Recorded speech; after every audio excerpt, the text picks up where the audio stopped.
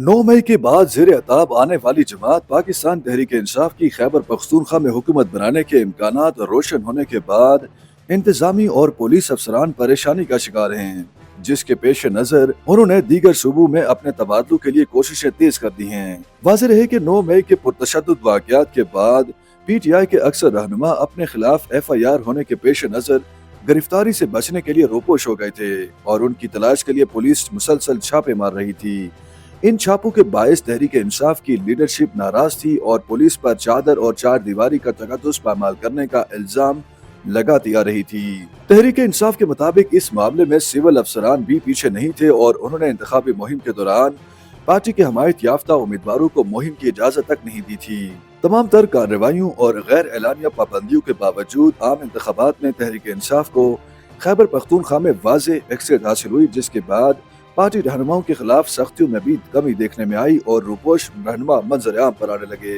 तहम सवाल ये पैदा होता है कि क्या तहरीक इंसाफ पुलिस अफसरान और सूबाई ब्यूरोक्रेसी के खिलाफ इंतकामी कार्रवाई करेगी? मुबसरीन के मुताबिक माजी करीब में पाकिस्तान तहरीक इंसाफ के रहनुमा पुलिस और इंतजामी अफसरान को सियासी कार्रवाइयों से बाज रहने की ताकीद करते थे और अब सूबे में अक्सरियत लेने के बाद PTI रहनुमाओं की तरफ से इंतकामी कार्रवाई की बाज गश्त भी सुनाई दे रही है। चंद दिन पहले पिशावर के स्पीकर हाउस में सहाफियों से बातचीत करते हुए नामजद वजीर आला अली अमीन गंडापुर ने दो टोक अल्फाज में कहा था कि जिन्होंने ज्यादतियां की हैं उन्हें सजा जरूर मिलेगी। उनका यह भी कहना था कि 9 मई के बाद तहरीक इंसाफ के रहनुमाओं और कारकुनों को जितना तंग किया गया और घरों पर छापे मारे गए, इन मामलात में मुलविस अफराद को अपना किया भुगतना पड़ेगा। ख्याल है कि 9 मई के बाद तहरीक इंसाफ के रहनुमा अली अमीन गंडापुर के खिलाफ 24 के करीब मुकदमा दर्ज किए गए, जिनमें उनकी गिरफ्तारी भी हुई थी, जबकि अदालत से जमानत मिलने के बाद वो गिरफ्तारी से बचने के लिए रूपोश हो गए थे और फिर उनके घर पर मुतअद्दिद बार छापे भी मारे गए। अली अमीन गंडापुर के वजीर आला नामजद होने के बाद ही DI खान के DPO खैबर पख्तूनख्वा से निकल गए। वफाक की जानिब से जारी करदा एलामिया के मुताबिक DPO DI खान की खिदमात खैबर पख्तूनख्वा से लेकर पंजाब के हवाले कर दी गई हैं। तहरीक इंसाफ की अक्सरियत के बाद खैबर पख्तूनख्वा में पुलिस और सिविल अफसरान ने खैबर पख्तूनख्वा से तबादले की कोशिशें शुरू कर दी हैं। ज़राए ने बताया है कि तहरीक इंसाफ की हुकूमत बनने के बाद ब्यूरोक्रेसी में बड़े पैमाने पर तबादले होने का इम्कान है और अफसरान की फहरिस्त तैयार कर ली गई है। ज़राए ने कहा है कि जो अफसरान निगरान दौर में अहम ओहदों पर तैनात हुए उनके खिलाफ कार्रवाइयाँ होंगी, जबकि उन्हें पहली फुर्सत में OST बना दिया जाएगा। उन्होंने मजीद कहा कि तहरीक इंसाफ को ज़राई अफसरान की DROs तैनाती और किरदार पर शदीद तहफ़्फ़ुज़ात थे और वो इन अफसरान पर इंतखाबी नताइज तब्दील करने का भी इल्जाम आयद कर रही हैं।